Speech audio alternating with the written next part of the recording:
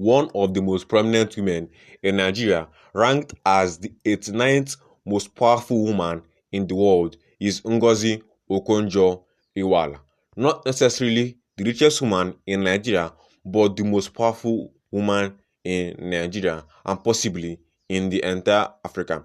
She was born on the 13th of June of 1954 and is a Nigerian economist who has been serving as the Director General of the World Trade Organization since March of 2021.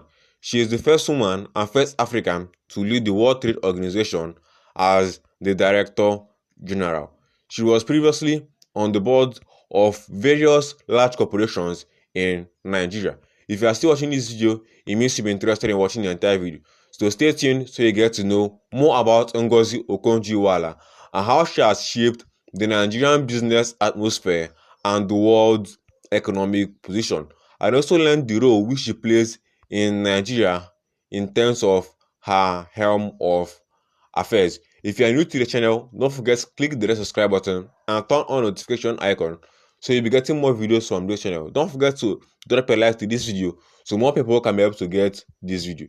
Ngozi Okonjo Iweala was previously on the boards of Danone, Standard Chartered Bank, MINDS, which is the Mandela Institute for Development Studies, the Carnegie Endowment for International Peace, and the Georgetown Institute for Women, Peace and Security One Campaign, Global Alliance for Vaccines and Immunization, the Rockefeller Foundation, the Results for Development, the African Risk Capacity, the Headshot Prize, amongst numerous other things she has actually done in the world. She has also sat on the Twitter board of directors and stepped down in February 2021 in connection with her appointment as the Director General of the World Trade Organization.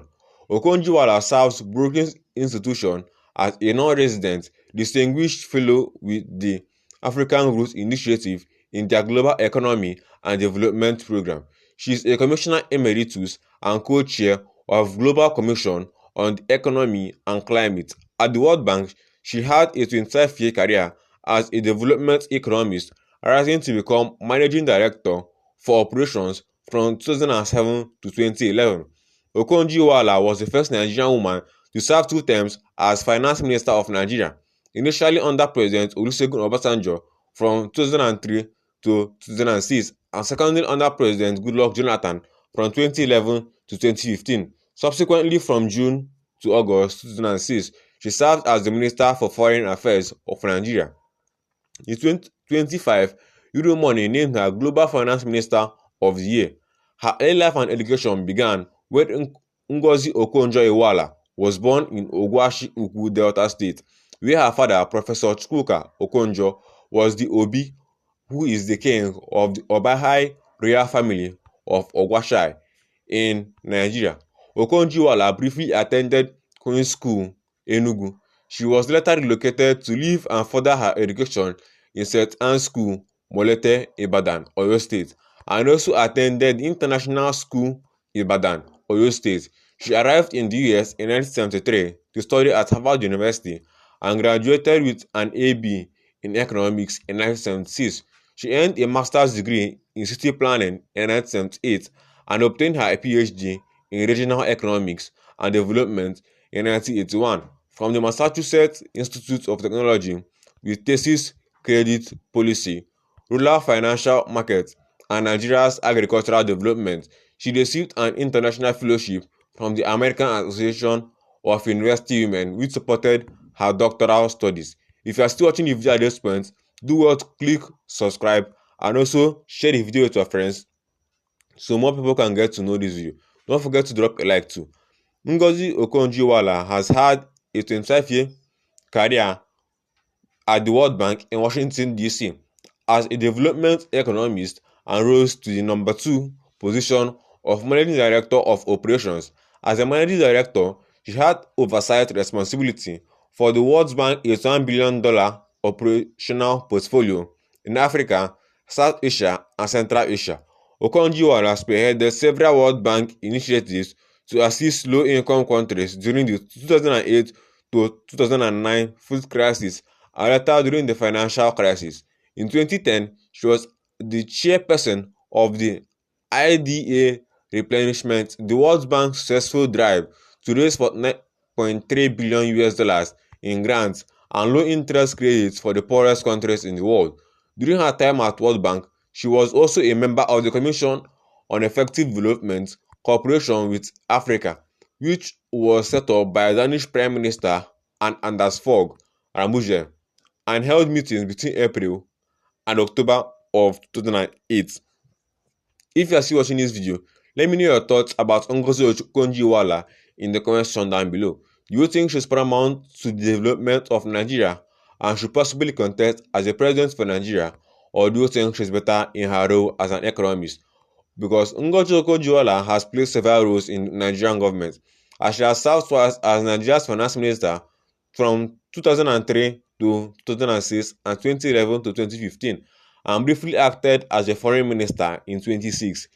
She was the first woman to hold both positions.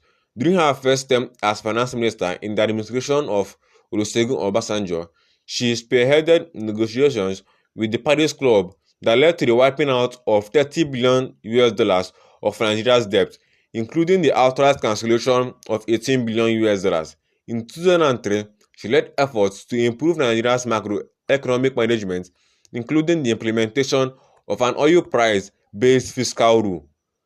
Revenues accruing above a reference benchmark of oil prices were saved in a special account, the excess crude account, which helped to reduce macroeconomic volatility. Okonjo Iweala was also instrumental in helping Nigeria obtaining its first ever sovereign credit rating of BB- from Fitch Ratings as S&P in 2006. She also introduced the practice of publishing the federal, state, and local government shares of revenue from the country's federal account. That action went a long way in increasing transparency in governance at all governments, particularly the subnational level. Following her first term as the Minister of Finance, she served 2 months as Minister of Foreign Affairs in 2006. She returned to the World Bank as a Managing Director in 2007 December. In 2011, Ngozi Okonjo Iweala was reappointed as Minister of Finance in Nigeria with the expanded portfolio of the Coordinating Minister for the Economy by President Goodluck Jonathan. In her second term as Finance Minister, Okonjo Iweala was responsible for leading reform that enhanced transparency of government accounts and strengthened institutions against corruption, including the implementation of the government's integrated financial management services and systems, and the integrated personnel and payroll management system, and the Treasury single account. Of February 2015, the IPPIS platform had eliminated 62,803 ghost workers from the system and saved the government about $1.2 billion US in the process. Her legacy includes strengthening the country's public financial systems and stimulating the housing sector with the establishment of the Nigerian Mortgage Refinance Corporation in 2013. Under her leadership, the National Bureau of Statistics carried out a rebasing exercise of the gross domestic product of Nigeria, the first in 24 years, which saw Nigeria emerge as the largest economy in Africa. She also empowered women and youth with the Growing Girls and Women in Nigeria program, a gender-responsive budgeting system, and the highly acclaimed Youth Enterprise with Innovation program to support entrepreneurs that created thousands of jobs. As part of Goodluck Jonathan's administration, she received death threats and endured the kidnapping of her mother when she tried to sanitize Nigeria's fuel subsidy payments to some marketers in 2012. In addition to her role in government, Okonjo Iweala served as the Commission on Growth and Development from 2006 to 2009, led by Nobel Prize winner Professor Michael Spence. She was a member of the International Monetary and Finance Committee of the IMF and the United Nations Secretary General's high-level panel on the post-2015 development agenda. She also co-chaired the Global Partnership for Effective Development Cooperation with UK Secretary Justin Greening. In 2012, she was a candidate for president of the World Bank, running against former Colombian Finance Minister Jose Antonio Ocampo and Dartmouth College President Jim Young Kim If elected, she would have become the organization's first female president. After leaving government, Okonjo Iweala became a member of the International Commission of Financing Global Education. Since 2019, Iweala has been part of UNESCO's International Commission on the Futures of Education. This is a testament to her things and what she has contributed to Nigeria. She is married to Ikemba Iweala, a neurosurgeon from Umuahia, Abia State, Nigeria. They have 4 children, including Otto Uzodimma Iweala. During her campaign to become the Director General of the WTO, it was revealed that Okonjo Iweala became a US citizen in 2019 after spending several decades working and studying there. Given the ongoing trade tension between China and the US, analysts commented that disclosure would be a contributing factor in shaping China's attitude towards her. She has also engaged in numerous other works that has proved that a woman can actually achieve great things if left to be in power. Do you think Okonjo Iweala should be let to run Nigeria for a period of time, or do you think it's better she works at an international level? I would like to get your thoughts in the comment section down below. Don't forget to drop a like to this video and share the video with your friends if you found it interesting so you can actually learn from this video. Don't forget to click the red subscribe button and turn on the notification for more videos.